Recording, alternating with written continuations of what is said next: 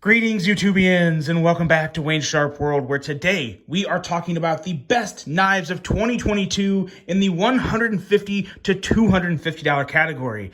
Now, before I get into this list, though, I'm going to let you guys in on a little hint. At least from my point of view, in my opinion, there really wasn't that many great offerings in this price category this year. Now, I did find 3 legit ones that I thought were pretty darn amazing, that were definitely, that they make up a great top 3 in my opinion. But I don't have any honorable mentions. But I do want to take a quick minute and bring out a couple knives from a company that I think could have easily been on this list. And to be honest, had they made some better decisions, I think they would have been easily in the top 3. They maybe have taken up 2 of the top 3 spots, but you'd have definitely seen both of the knives on there, and that's Benchmade.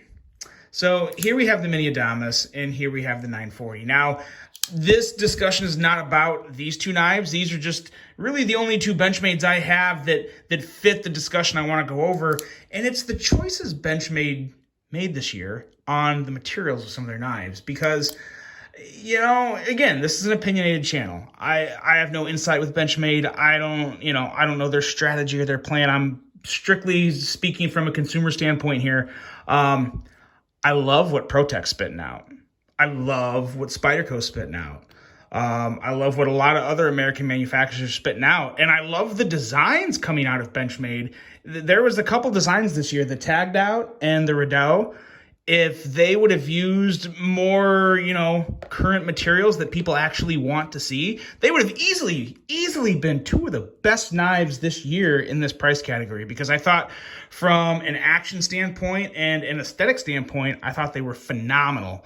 But I did think they were still good knives even for what they are right now, with the Grivery or injection molded handles and the CPM D2 or CPM 154. I can get past the CPM D2 and CPM 154, but what really holds me up is the handle materials. Benchmade, please, you guys, go back to aluminum, micarta, G10. Hell, G10 would be fine. Anything is better than the Grivery, than the injection molding, especially when you're paying $150 to $200 for a knife. At that point, if I'm going to buy a knife with injection molded handles, I'm 100% going to buy from China, because at that point, there's no point in spending $150+ on a US made knife that has injection molded handles, in my opinion. I'm not saying they're not good knives, because I do think they are, but it's the principle of the thing. I'm just not going to spend my money on that. That's just my opinion. The blades were great. I do think Benchmade does a good job on their heat treat. The CPM D2, I'm sure, is good stuff. Not exactly ideal. I'm okay with CPM 154. At the end of the day, I wouldn't have written off the Rideau for the CPM D2. Had it had G10 handles or micarta handles or carbon fiber or something else, I probably would have bought that knife, because I loved the Rideau's action and I love the aesthetics and I like the size of it. Just couldn't get past the very poor choice of handle materials for both of those knives. So I didn't want to put them in the honorable mention, because I don't think they deserved one, but I think Benchmade deserved the shout out, because more of a call out. I don't want to call it a shout out, because that would be, they did some good things. They really did. And I like Benchmade a lot. I think they're a great company. I just really have not been a fan of the decisions they've been making lately. If I really didn't like Benchmade, I wouldn't own these 2 or my bug out that I have a lot more than just $135 I spent on it into it, because I got rid of the Grivery scales and got some brass scales from Titanium. So Benchmade could be here, but they're not. That's that. Let's start our top 3 of what I think are some pretty damn good knives. And this one here is another one. This is the Wee Beacon. And this one could have very easily been number 1 had I not had to replace the clip on it, because this was a $200 knife that I had to replace the clip on, because they thought it was a good idea to use basically the same clip they use on the freaking Sencuts on their Wii lineup, which is insane to me. Now, I'm sure it was probably titanium compared to stainless steel. I don't care. You're using the exact same thing. It's really kind of like taking a shortcut in the process of making a good final product, right? I mean, you have a clip that you think is good for one lineup. In those deep carry wire clips, bent over clips, not wire clips, but deep carry bent over clips that they use in the send cuts, they're fine. If they were just on send cuts and maybe some Civivis, I'd be okay with it. But then they just basically use titanium and make the same thing and put it on knives like this. I mean, this knife is fantastic, and a milled clip looks so good on this. I don't think there's anyone, maybe there would be someone, but I think vast majority of people would agree with me that a milled clip just looks better and works better on this. And now everyone's going to say, well, hey, now you can buy clips to put on your Wii's. Well, that's great, but I'm also going to turn right around and say you shouldn't have to spend $200 on a knife just to turn around and spend another 15, 20 bucks on a new clip for it. That's stupid. It should come with a nice clip. And if you really want to upgrade and get something crazy that's expensive and exotic, okay, that's your choice. That's fine. That's whatever. But you shouldn't have to do it or feel like you need to do it after already spending $200 on a knife. Now, getting past the clip, I do think this knife still deserves to be at number 3 because I just love, love, love the design of this knife. Love the blade. The action is one of the smoothest Wii's I've come across, not just this year, but ever. I think it is phenomenal action, buttery, flies out on bearings. The flipper works great. The fuller also works very good. You can deploy it with the fuller. It feels great in hand. It's got the choil for a couple good grip positions. It's just a super, super solid knife. And it could have easily been a lot better had I not had to put another clip on it. But the clip aside, this is still a phenomenal knife that's still readily available. I'll have some links down for, of course, all these. But yeah, the Beacon is a really good one if you don't want something too crazy looking, but you want a nice size knife. That's titanium and a premium steel. We got CPM 20 CV steel on this guy. For 200 bucks, I think this is a pretty darn good knife. And if you like the ridiculous clip it comes with, then you're even in more luck and you won't have to change the clip. But I really do like the Wii Beacon. I hate the decision they made on the clip, but overall, I do think it's a fantastic knife, and that's why it's coming in at number 3 on this Best Knives of 2022 list. And if you guys like this list, maybe you're new to the channel, maybe you just stumbled across this, it came up in your suggestions. This is a whole series of videos. I'm listing, there's 5 different price categories, plus on Christmas Eve, I'll be uploading the overall grand champion, taking the best from each price category and picking my favorites and kind of putting them in order. So there's a lot of content here, a lot of great knives that came out this year. So if you want to see the whole series and see all the knives, go on over, hit the subscribe button, check out my recent videos. You'll see them there. I honestly think the best categories were the budget categories, the 50 and less, or the 60 and less, 60 to 100, and 100 to 150 were all filled with bangers. I revealed number 2 without giving it its due. Darn it. Coming in at number 2 is one that really, I had it at number 1 for a while, and I had to make a last-second decision. But this here at number 2 is the GiantMouse Ace Nazca. For a couple really important reasons. One, I think this blade shape is just wicked. I absolutely love it. I like how it works with the handle, but I just love this blade shape. I just love it. It's very different for a Vox and Anso design.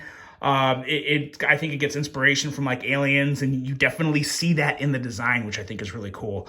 It has fantastic micarta. It has a very nice wire deep carry clip. Love that brass accent working with the green micarta. You have, I believe this is M390. Oh, it says right there. Yes, M390 steel. This is a great knife, and it was never officially at number 1. It was like tied at number 1 with what is now number 1 for basically the whole year. Once this came out, it bumped the Beacon down, and it just sat there and sat there and sat there. And I didn't think anyone was going to beat it until this next knife came along. But what also makes this knife phenomenal and really stand out from the crowd is this crossbar style lock. And you guys just heard me talk about it on a Best Tech Man.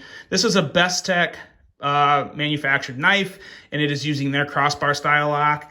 And there's something about this crossbar lock.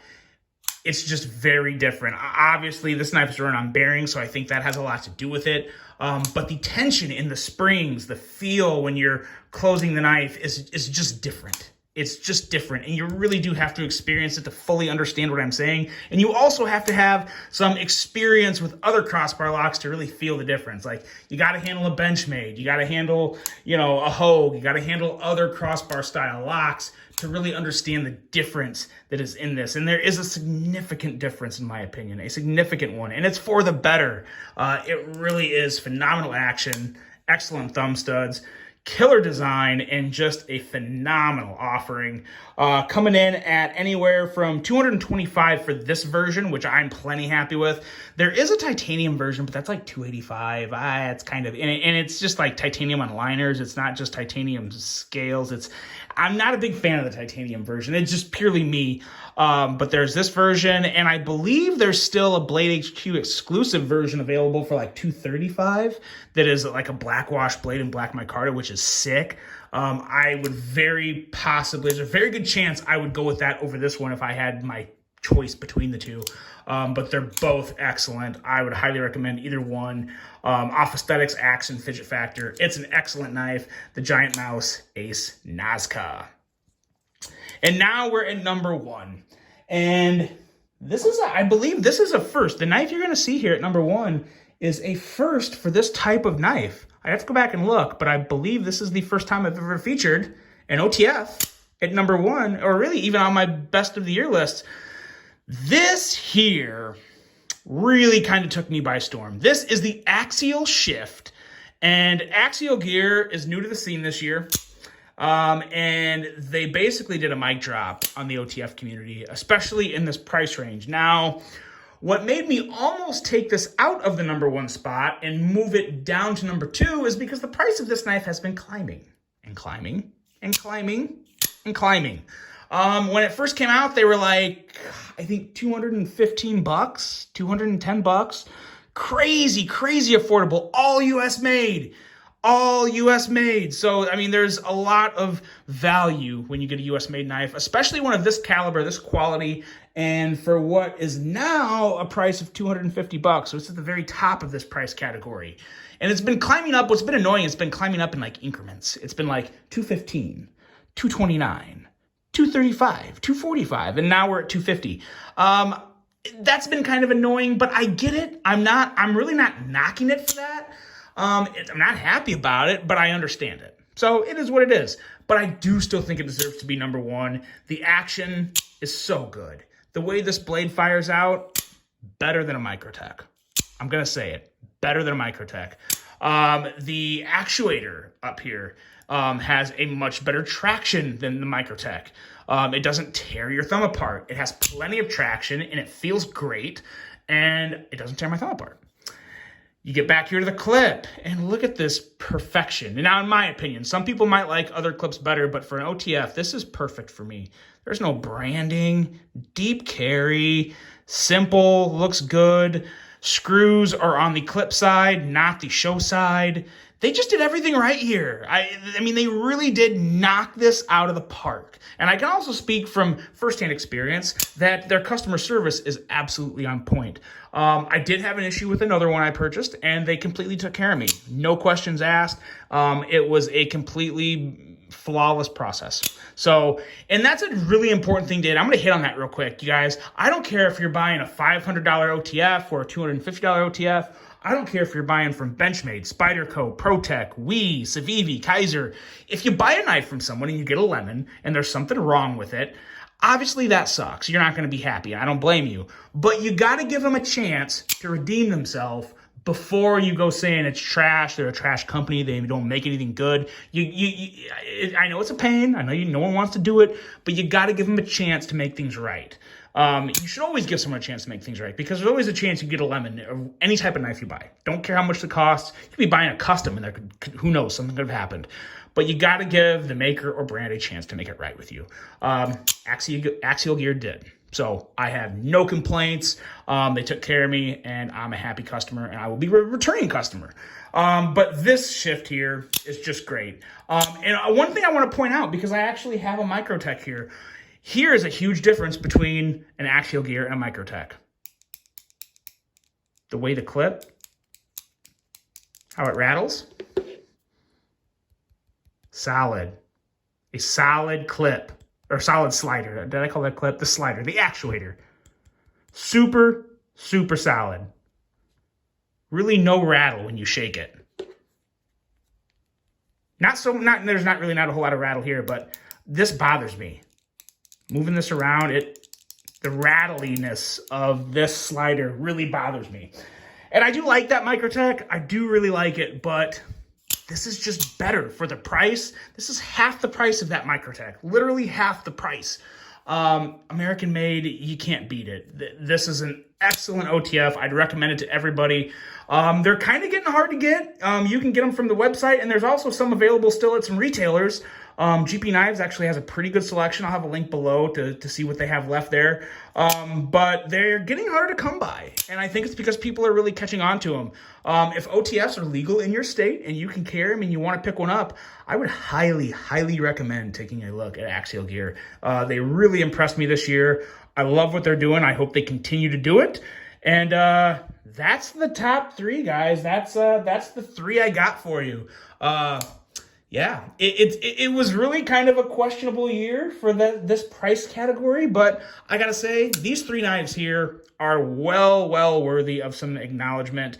The Wee Beacon, the GiantMouse knives, Ace Nazca, and the Axial Gear Shift. Guys, these are your three. Let me know what you think. Let me know which one you prefer. I really hope you guys enjoyed this one. And tomorrow, I'm going to be coming at you with the $250 plus category, and I'm excited to bring you that. But until then, hope you guys have a great rest of your day. And until the next one, I'm out.